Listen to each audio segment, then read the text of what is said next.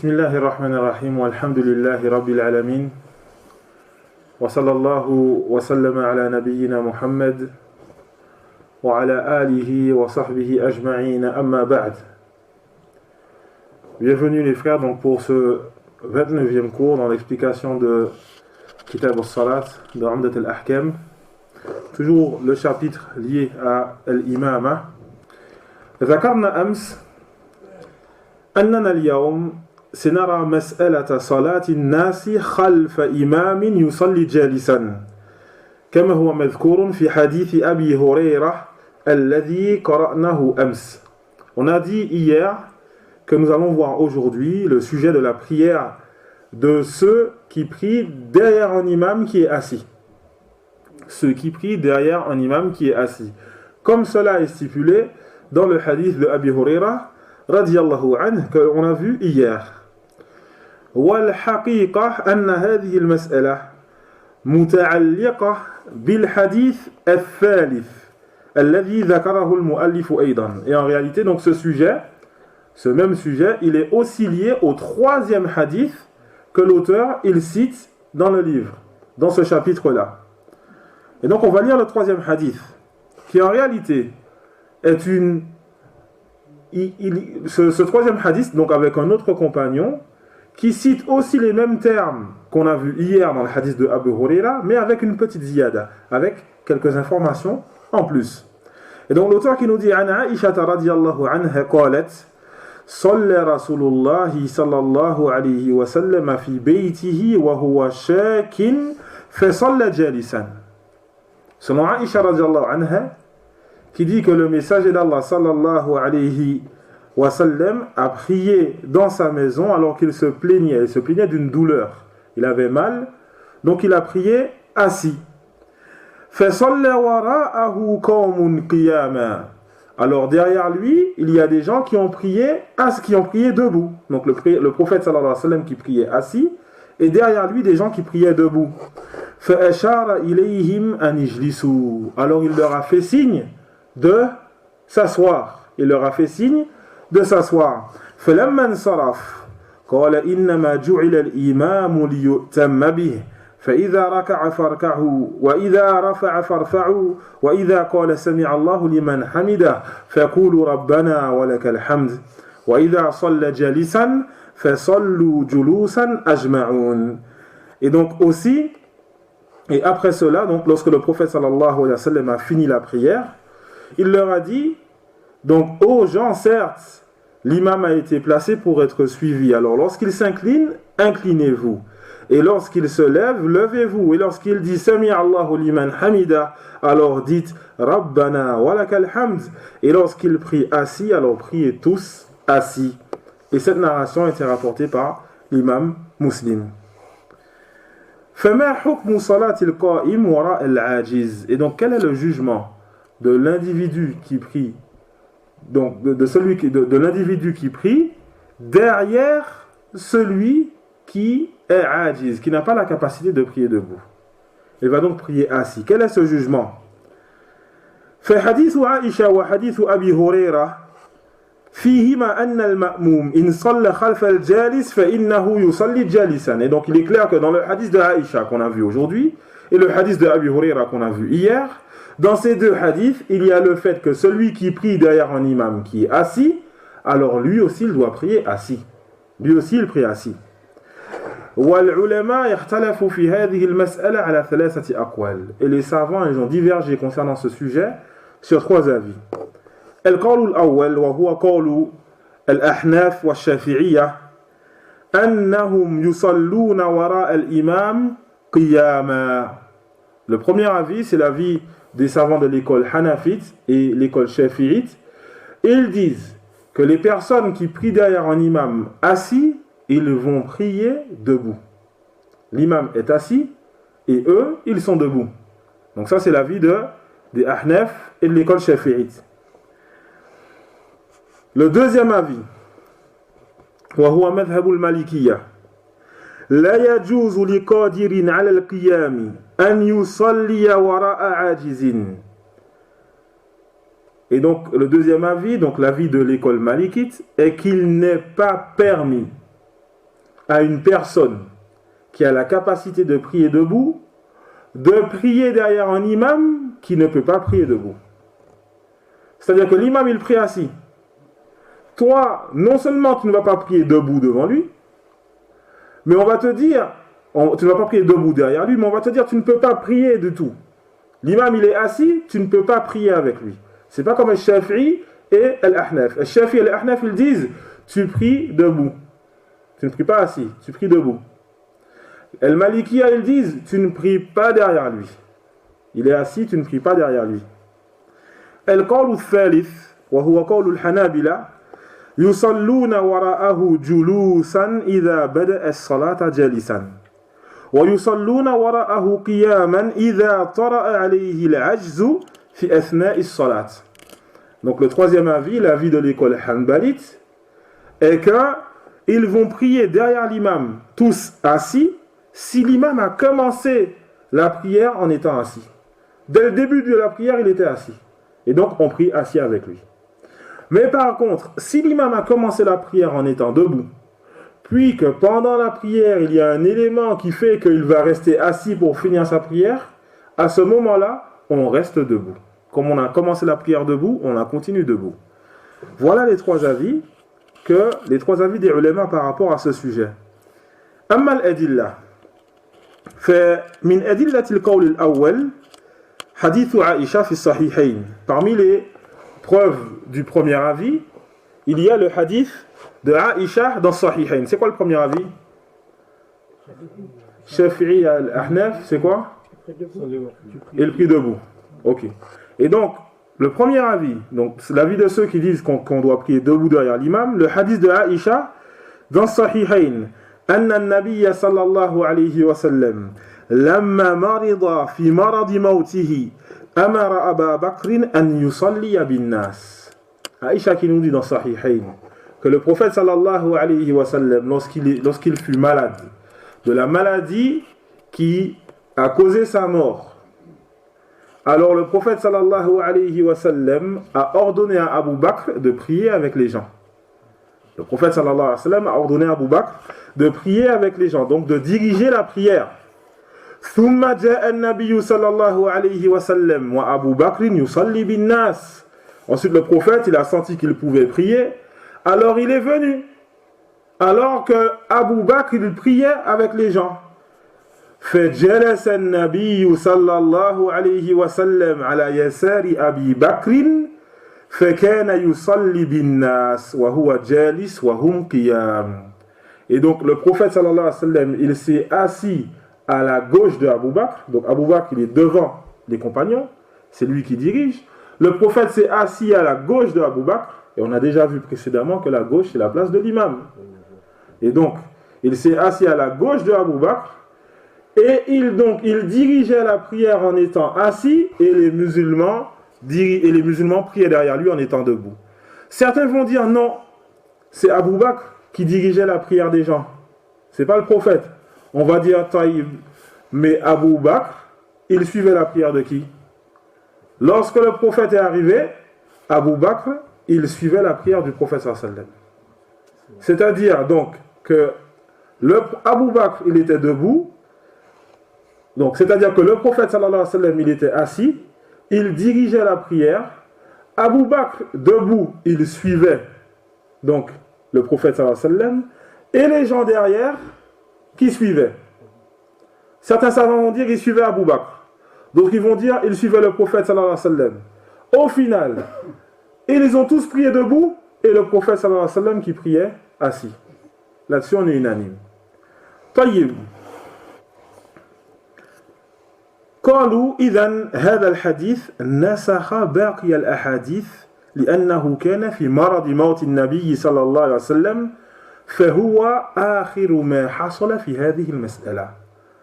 Et donc ils ont dit ce hadith, il s'est produit un peu avant la mort du prophète sallallahu alayhi wa sallam, la maladie qui a causé sa mort. Et donc c'est la dernière chose qui s'est produite dans ce sujet. Concernant ce sujet, c'est la dernière chose qui s'est produite. C'est-à-dire, on a les autres hadiths qui citent que celui qui prie derrière l'imam qui est assis, il doit prier assis aussi. Mais là, Le prophète sallallahu alayhi wa sallam, il a accepté donc qu'il prie debout derrière lui. Il aurait pu leur faire signe de s'asseoir comme il l'a fait avant. Mais là, il ne l'a pas fait. Ils disent, et donc ce hadith-là va abroger les autres hadiths. Ce hadith-là va abroger les autres hadiths. Amma dalil ou le Malikiyya. En ce qui concerne la preuve de Malikiyya, le Malikiyya, ils disent quoi? Tu ne pries pas derrière lui. Les Malikiyya, ils disent, on ne prie pas du tout derrière lui. دليلهم ما أخرجه البيهقي والدارقطني من طريق جابر الجعفي عن الشعبي قال رسول الله صلى الله عليه وسلم لا يؤمن أحد بعد جالسا. Et donc leur preuve est le hadith qui a été cité dans le recueil de al-Bayhaqi ainsi que Daraqutni, un hadith qui passe donc dans la chaîne de transmission, elle passe par Jabir al-Ju'fi selon al-Sha'bi qui dit le messager d'Allah sallallahu alayhi wa sallam a dit que aucun d'entre vous ne dirige une prière après moi en étant assis. Aucun d'entre vous ne dirige une prière après moi en étant assis. Ils disent, et donc le fait de prier assis, ils disent le fait de diriger une prière en étant assis, c'est spécifique au prophète sallallahu alayhi wa sallam. Donc si tu vois quelqu'un qui prie assis, on ne peut pas prier derrière lui. Donc ça c'est l'avis de Al-Malikiyya. Qala Ibn Abd al-Barr fi Tamhid. Ibn Abd al-Barr, donc qui fait partie des savants du madhhab malikite, il dit dans Al-Tamhid La yasihhu 'inda ahli al-ilm bil hadith innama yarwihi Jabir al-Ju'fi 'an al-Sha'bi mursalan wa Jabir al-Ju'fi la yuhtajju bi shay'in yarwihi musnadan fa kayfa bima yarwihi mursalan. Et donc tout d'abord, avant de traduire, on va d'abord réviser rapidement mursal, musnad. Le mursal, on avait dit c'est quoi le mursal? Une coupure. On avait dit le mursal, c'est le tabi'i qui dit que le messager d'Allah sallallahu alayhi wa sallam a dit. Et donc ça s'appelle mursal. Et donc, ce n'est pas, le tabi'i ne nous cite pas la parole du compagnon. Le tabi'i, celui qui est venu dans la génération après les compagnons, lui, il n'a pas rencontré le messager d'Allah sallallahu alayhi wa sallam. Et donc il nous dit, le messager d'Allah a dit. Est-ce qu'on accepte? Non. Ça s'appelle mursal. Musnad, c'est quand la chaîne de transmission, il n'y a pas de rupture dans la chaîne de transmission. Et donc il nous dit ici, Ibn Abd al-Barr, il nous dit ce hadith n'est pas authentique chez les gens de science du hadith, chez les gens qui connaissent la science du hadith, car certes ce hadith est rapporté par Jabir al-Ju'fi selon al-Sha'bi mursalan. Mursalan, c'est-à-dire donc Sha'bi qui dit le messager d'Allah. Or, Sha'bi n'a pas rencontré le messager d'Allah. Ensuite, il dit, or, les narrations de Jabir al-Ju'fi ne sont pas acceptées, même si elles n'ont pas de rupture. Que dire lorsqu'il y a une rupture? Et donc, dans cette chaîne de transmission, on a deux problèmes. On a premièrement Jabir al-Ju'fi, que lui, ces chaînes de transmission, elles ne sont pas acceptées. Et deuxième problème, Al-Sha'bi qui nous dit Qala Rasulullah. Or, Al-Sha'bi, il n'a pas rencontré le messager d'Allah. Donc, le hadith, il est faible. Idhan la yuhtajju bihi. Et donc, on ne peut pas utiliser ce hadith comme preuve pour dire qu'on ne peut pas prier derrière un imam assis. Donc, pour l'instant, on a vu les preuves de deux avis. L'avis d'Al-Malikiyya, donc, il se base sur ce hadith et il est faible. D'accord. Il nous reste donc l'avis de l'Ahnaf et de Shafi'i. Une argumentation, donc ils nous disent que le hadith, il a abrogé les autres hadiths. L'histoire à la fin de la vie du prophète a abrogé les autres hadiths. Et maintenant l'avis de Al-Hanabila.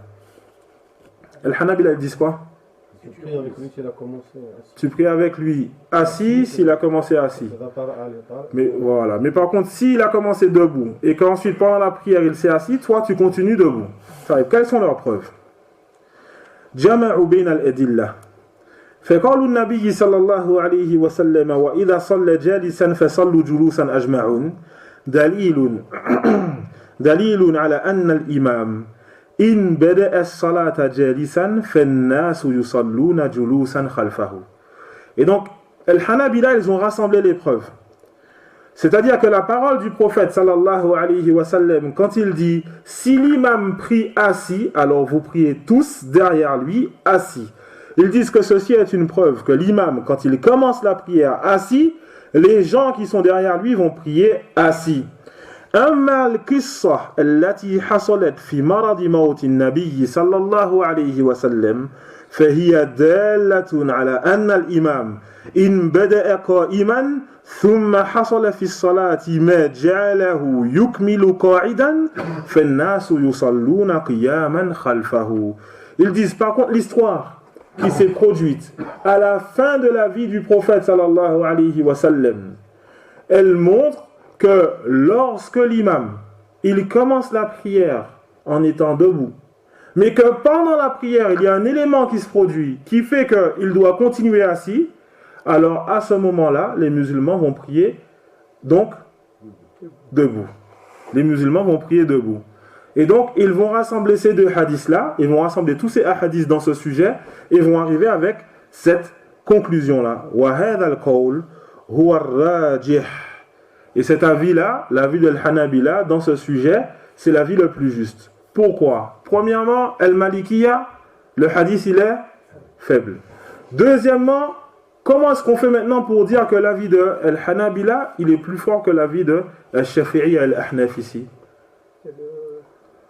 Quand Boubacar il a commencé la prière, c'est lui qui a commencé la prière debout. Mais après le prophète, il est venu, il s'est mis assis. Mais pourquoi est-ce qu'on ne dit pas que cette histoire-là abroge les autres hadiths? Pourquoi on ne dit pas que ce hadith-là, à la fin de la vie du prophète, il abroge les autres hadiths? Parce qu'on a déjà vu précédemment, on a vu la règle La yusaru ila nasr illa inda adami al-jama'.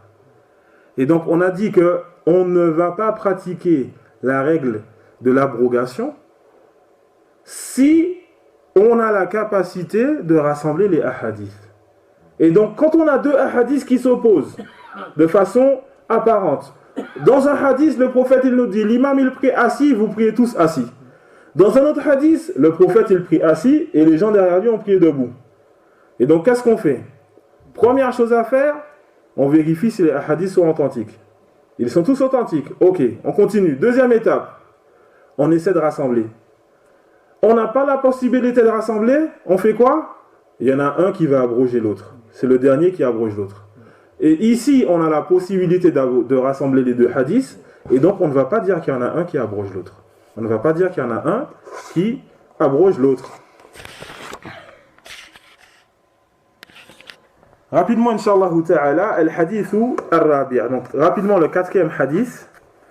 An Abdillah ibn Yazid al-Khadhmi al-Ansari qala haddathani al-Bara' wa huwa ghayru kadhub. Le quatrième hadith selon Abdullah ibn Yazid al-Khadhmi al-Ansari qui dit al-Bara', c'est-à-dire al-Bara' ibn Azib, m'a rapporté et il n'est pas menteur. Et il n'est pas menteur. Qala كان رسول الله صلى الله عليه وسلم إذا قال سمع الله لمن حمده لم يحن أحد منا ظهره حتى يقع رسول الله صلى الله عليه وسلم ساجدا ثم نقع سجودا بعده رواه مسلم.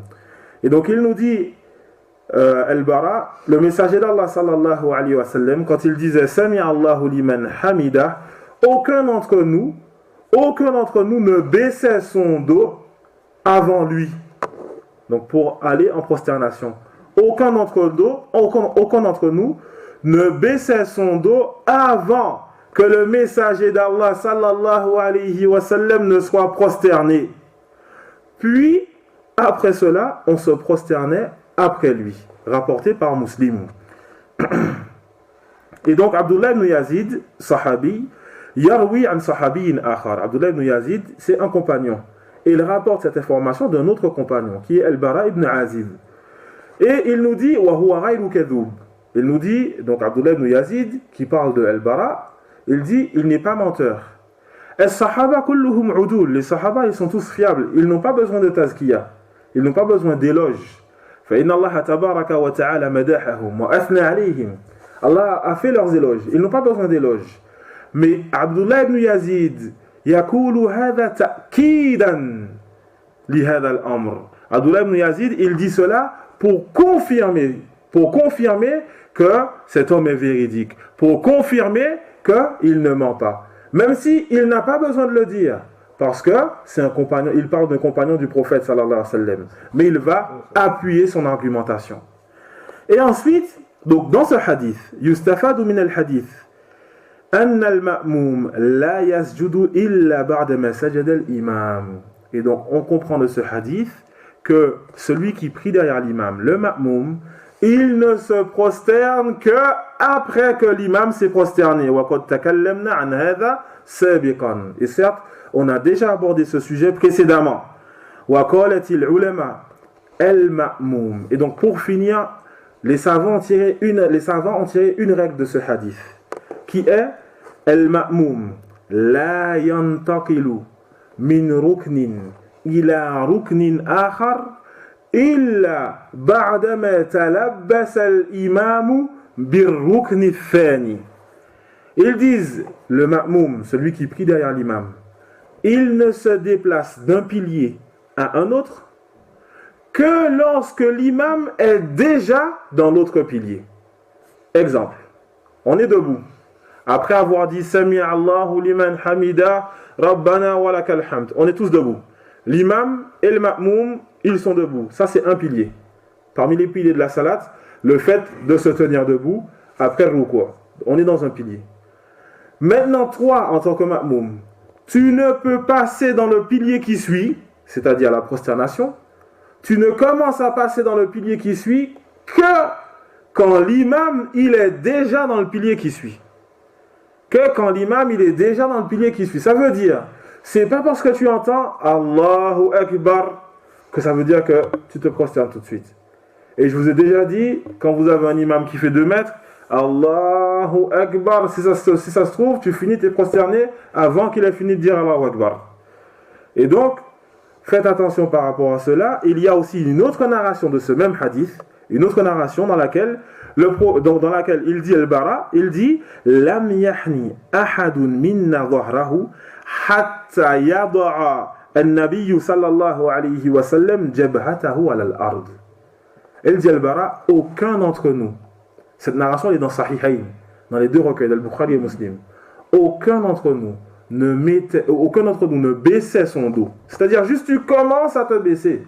Aucun d'entre nous ne baissait son dos avant que le prophète, sallallahu alayhi wa sallam, ne mette son front sur le sol. Avant qu'il ne mette son front sur le sol. Et donc toi ici, tu es dans les rangs, tu attends que l'imam il mette son front sur le sol. Et ceux qui sont derrière toi, ils vont vous suivre, ainsi de suite. Et ça, aussi, ce qui est important, c'est que l'imam, il ne doit pas faire une prosternation qui est courte. Parce que si l'imam, il fait une prosternation qui est courte, les gens ils ne peuvent pas faire ça. Les gens ne peuvent pas faire ça. Donc l'imam, il doit prendre ça en compte. Les savants ils disent, le prophète, sallallahu alayhi wa sallam, lui, il faisait de longues prosternations. Et donc les compagnons, ils pouvaient faire cela. Aujourd'hui, dans certaines mosquées, l'imam, Allahu Akbar, il a touché son front par terre, Allahu Akbar, il est déjà relevé. Impossible de pratiquer ça. Impossible. On va donc arrêter là pour aujourd'hui. On continue demain, Inch'Allah. Demain, on essaie de finir le chapitre. Subhanakallahumma wa bihamdik, ashhadu an la ilaha illa ant, astaghfiruka wa atubu ilayk, wa jazakumullahu khayra.